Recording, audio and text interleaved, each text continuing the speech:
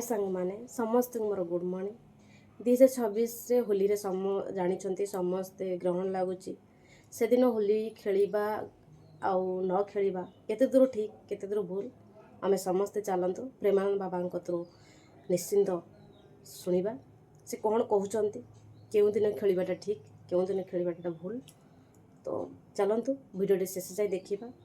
भक्तों, इस साल होली पर रंग खेलने की गलती बिल्कुल मत करना, वरना ग्रहण कसाया आपको बर्बाद कर देगा।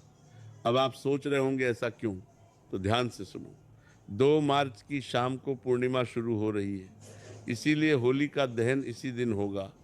लेकिन 3 मार्च की शाम को चंद्र ग्रहण लग रहा है और ग्रहण के दिन 9 घंटे पहले ही सूतक काल शुरू हो जाता है और शास्त्रों में सूतक के दौरान रंग खेलना या शुभ कार्य करना महापाप माना गया है।